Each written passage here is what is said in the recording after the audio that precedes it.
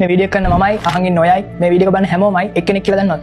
මේකට නේද එක්කිය කියලා කියන්නේ. අපි හිතමු මම තමයි මේ යුනිවර්සිටි එකේ ක්‍රියේටර් කියලා. ඔයා ඩ්‍රයිව් කරන ගමන් ඉඳි වේගෙන් එන ට්‍රක් එකක් වැදලා ඔයා හොඳටම ඉන්ජර්ඩ් වෙනවා. ડોක්ටර්ස්ලා කොච්චර try කරත් ඔයා බේර ගන්න පුළුවන් වෙන්නේ නැහැ. මෙතන තමයි මේ යුනිවර්සිටි එකේ ක්‍රියේටර් වුණ මාව ඔයාට හම්බෙන්නේ. එතකොට මේ ප්ලේස් එක මොකද්ද? මගේ ආෆ්ටර් ලයිෆ් එකද? ඔය දෙවි කෙනෙක්ද? ඔව් සමහර විට. හැබැයි ඔයාට මාව ගෝඩ් කෙනෙක් වගේ පේන්නේ නැහැ. අපි මේ ඉන්නේ nothing එකේ. මෙතන ඔයයි මායි ආරෙන්න වෙන කවුරුත්ම නැහැ. මෙතනින් පස්සේ මොකද වෙන්නේ? මම හෙවන් එකට යනවද හෙල් එකට යනවද? දෙකෙන් එකක් කරන්නේ ඔයාට ඉපදෙන්න වෙනවා. රීන්කානේට් වෙන්න සිද්ධ වෙනවා. ආයි කියන්නේ බුද්දිස් මිනිස්සු කියපු දේවල් ඇත්ත. මම ළමෙක් කරා ආයෙත් ඉපදෙනවා. හැම ආගමක්ම වගේ යාළගේම වේකින් ඉවරයි. ඒ වගේම කලින් ලයිෆ් එකේදී එක්ස්පීරියන්ස් කරපු හැම දෙයක්ම ඒ වගේ knowledge එකත් එක්කම ඔයාගේ ඇතුළේම ස්ටෝර් වෙලා තියෙනවා. කලින් ලයිෆ් එකේ විතරක් නෙමෙයි ඊට කලින් හැම ලයිෆ් එකකම data ඔයාගේ ඇතුළේම ස්ටෝර් වෙලා තියෙනවා. පාට දැන් එහම මතක නැති එක තමයි ප්‍රශ්නේ. ඔයාගේ soul එක ඔයා හිතනට වැඩිය ගොඩක් විශාලයි. human mind එක full වෙලා තියෙන්නේ ඔයාගේම පොඩි කොටසකින් විතර. හරියට glass එකකට ඇඟිලි දාලා ඒකේ තියෙන වතුර රසින්ද සීතලයිද කියලා බලනවා වගේ ඔයාගේ පොඩි කොටසක් human body එකක් ඇතුළට දාලා ඒකෙන් ඔයා ගන්න experience උත් එක්කම ඒ ඔයාගේ කොටස එළියට ගන්නවා. තව ටික වෙලාවක අපි මෙහෙම කතා කර කර හිටියොත් ඔයාට හැම memory එකක්ම මතක් වෙන්න පටන් ගන්නවා. හැබැයි මට හිතෙන විදිහට නම් හැම life time එකකටම පස්සේ එහෙම කරන්න තේරුමක් නැහැ. එතකොට මම කීපාරක් විතර රීන්කානේට් වෙලා තියෙනවද? ගොඩක් ඔයාට හිතා ගන්නවත් බැරි තරම් ගාලා. දැන් මේ පාර ඔයා ඉපදින්නේ ජුලියස් සීසර් වෙලා ක්‍රිස්තු පූර්ව 100. එතකොට යාමව ටයිම් ට්‍රැවල් කරලා ටයිම් එකෙන් පිටිපස්සට යවනවද? ටෙක්නිකලි ටයිම් එකක් කියලා දෙයක් වැඩ කරන්නේ ඔයාගේ යුනිවර්සිටි එකට විතරයි. මම ඉන්නේ යුනිවර්සිටි එකේ දේවල් වැඩ කරන්නේ වෙනස් විදිහකට. මම ඉන්නේ යුනිවර්සිටි එකේ මම වගේ අය ගොඩක් ඉන්නවා. මම දන්නවා ඔයාලට දැනගන්න ඕනේ මම එන්නේ කොහෙන්ද කියලා. හැබැයි ඔයාගේ යුනිවර්සිටි එකේ වචන වලින් කිව්වට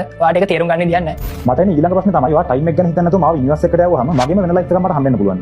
ඔව් ඒක නම් හැම වෙලේම වෙනවා. හැබැයි මේ ලයිෆ් එක දන්නේ යාලා ගැන විතර. මම කලින් කිව්වා වගේ ඒක මතක තියන්න human body එක capable මදි. මම මේ යුනිවර්සිටි එකේදී ඔයාලට පරිණත වෙන්න. mature වෙන්න. ඒක තමයි ඔයාගේ යුනිවර්සිටි එකේ ඉන්න philosophers ඔක්කොම කතා කරන meaning of life කියන්නේ. ඔයා කියන්නේ ඔක්කොම මිනිස්සුන්ට මැටුව වෙන්න. නෑ ඔයාට විතරයි. මම මේ යුනිවර්සිටි එකේදී ඔයාට හැම ලයිෆ් එකකම grow වෙන ගමන් තවත් අලුත් දේවල් ඉගෙන ගන්නවා. වැදගත්ම දේ තමයි ඔයාගේ යුනිවර්සිටි එකේ ඉන්නේ ඔයයි මායි විතරයි. වෙන කවුරුත්ම නැහැ. ඒත් එකේ ඉන්න හැම මිනිස්සෙක්ම ඔයාමයි. ඔයාගේම වෙන incarnations. ඒ වගේම ඒත් එකේ ඉස්සරහට ජීවත් වෙන හැමෝමත් ඔයාමයි. ඔයා තමයි ජෝන් එෆ් කෙනඩි. ඔයා තමයි ඕපන්හේම්. ඒ වගේම ඒ දවස්වල ජපානයේ හිටපු මිනිස්සු හැමෝමත් ඔයාමයි. ඔයා වෙන කෙනෙක්ට හර්ට් කරන හැම වෙලේම ඔයා හර්ට් කරගෙන තියෙන්නේ ඔයාටමයි. ඔයා කයින්ඩ් විදිහට සලකන්නේ ඔයාගේම වෙන self එකට. ඒත් එකේ දැනට ජීවත් වෙන මිනිස්සුන්ගේ දුක සතුට වගේ හැම emotion එකක්ම experience කරන්නේ ඔයාමයි. ඒත් මොකටද මේ හැමදේම වෙන්නේ? මොකද හරි ටයිම් එක ආපුවම ඔයාට මං ඉන්න තැනට එන්න වෙනවා. ඔයාට මේ යුනිවර්සිටි එකේ වගකීම ඔයාගේ අත්තට ගන්න වෙනවා. ඔයා ෆීටස් කෙනෙක්. ඔයා දැන් grow වෙන ගමන් ඉන්නේ. ඔයා හැම human life එකකම ජීවත් වුණාට පස්සේ ඔයාට creator කෙනෙක් විදිහට ඉපදින